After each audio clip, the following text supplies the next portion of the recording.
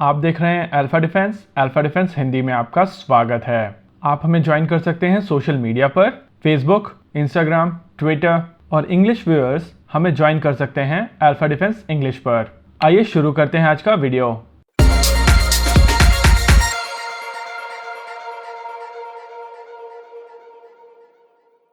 आज के इस वीडियो में हम लोग बात करेंगे स्काई शील्ड सिस्टम और एल&टी द्वारा बनाए जा रहे सुदर्शन क्लोजन वेपन सिस्टम के बारे में।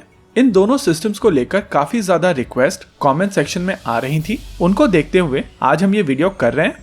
ये वीडियो 101 कंपैरिजन नहीं होगा। इसमें हम दोनों सिस्टम्स के बारे में थोड़ा डिटेल में बात करेंगे और समझेंगे इनकी एप्लीकेशन कहाँ कहाँ होती है। साथ ही इन दोनों सिस्टम्स की कैपेबिलिटीज को एनालाइज करेंगे, जिससे आप समझ सकेंगे कि ये किस तरीके के सिस्टम हैं और कहाँ यूज किए जाते हैं। इन दोनों सिस्टम्स को 101 कंपेयर ना करने का कारण ये है कि एल&टी का सिस्टम अभी पेपर पर है और इस सिस्टम का प्रोटोटाइप आने में अभी थोड़ा समय है। वहीं स्काई शील्ड सिस्टम एक ऑलरेडी ऑपरेशनल सिस्टम है, जिसका प्रयोग कई अलग अलग देश ऑलरेडी कर रहे हैं। इस ब्रीफ कंपैरिजन को शुरू करने से पहले आइए समझ लेते हैं थोड़े से कॉन्सेप्ट्स जो हम लोगों को इस वीडियो के दौरान काम आएंगे। जिन लोगों को ये कॉन्सेप्ट्स नहीं सुनने हैं वो स्क्रीन पर दिए हुए टाइम स्टैम्प के ऊपर वीडियो स्किप कर सकते हैं।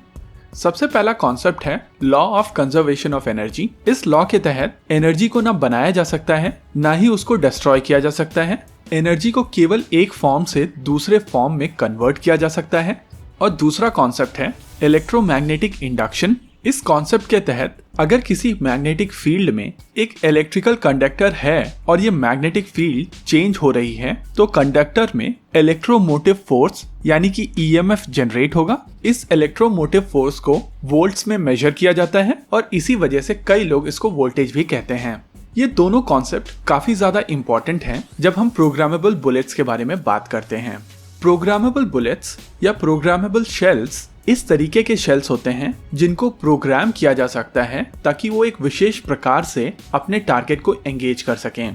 ये शेल पूरा का पूरा अपने टारगेट पे जाके लग सकता है या फिर ये टुकड़ों में फ्रैगमेंट होकर एक वाइड एरिया में अपने टारगेट्स को जाकर लग सकता है।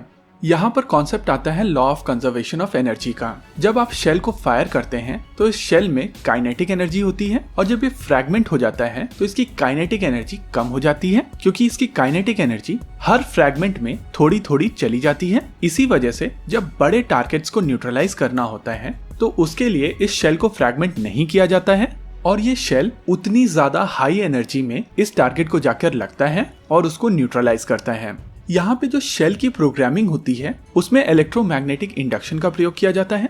इस शेल में पीछे की ओर एक कंडक्टर होता है और जिसके ऊपर मैग्नेटिक फील्ड अप्लाई करके उतना ही वोल्टेज दिया जाता है कि जितने टाइम के बाद में इस शेल को फ्रैगमेंट होना हो, और इसी वजह से इस तरीके के शेल को प्रोग्रामेबल शेल कहा जाता है। एल&टी सुदर्शन और स्काई शील्ड सिस्टम दोनों ही इस तरीके के शेल का प्रयोग करते हैं। अब एक नजर डालते हैं इन सिस्टम्स के आर्किटेक्चर के ऊपर, जिससे समझ में आएगा कि इन दोनों सिस्टम्स में कितनी ज्यादा सिमिलैरिटीज हैं, बावजूद उसके ये सिस्टम्स कितने ज्यादा डिफरेंट हैं। एल&टी सुदर्शन में एक सर्च एंड ट्रैक रेडार होगा जो एरिया को स्कैन करेगा। ये स्कैन एक वॉल्यूमेट्रिक स्कैन होगा, जिसके वजह से इस एरिया में अगर कोई अनफ्रेंडली टारगेट है तो उसको आइडेंटिफाई किया जा सकता है और ट्रैक किया जा सकता है। आमतौर पर जब स्कैनिंग की जाती है तो ये रेडार्स एल बैंड पर काम कर रहे होते हैं और एल बैंड वेपन गाइडेंस नहीं प्रोवाइड कर सकता। इस वजह से इस तरीके के सिस्टम्स में एक फायर कंट्रोल रेडार होता है और ये fire control radar programmable ammunition को प्रोग्राम करने के लिए इनपुट्स भी प्रोवाइड करता है।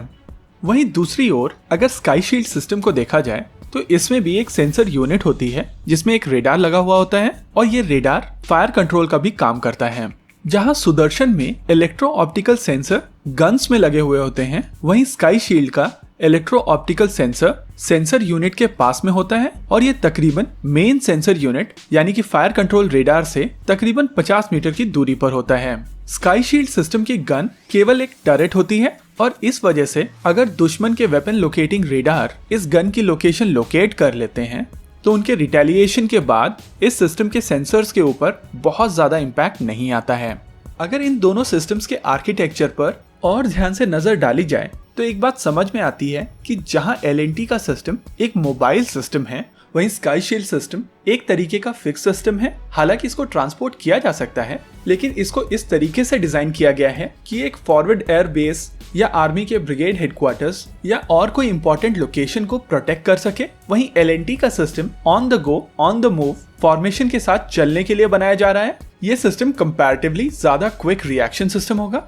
इस डिफरेंस को समझने के लिए आप आकाश मिसाइल सिस्टम और QRSAM को कंपेयर कर सकते हैं। जहां आकाश को डिप्लॉयमेंट में थोड़ा समय लगता है, वहीं QRSAM system on the go, on the move अपने टारगेट्स को न्यूट्रलाइज कर सकता है। स्काई शील्ड सिस्टम में कमांड और कंट्रोल यूनिट जमीन के नीचे हो सकती हैं और गन से काफी दूर। इनफैक्ट ये सिस्टम गन से तकरीबन 1.5 किलोमीटर दूर हो सकता है।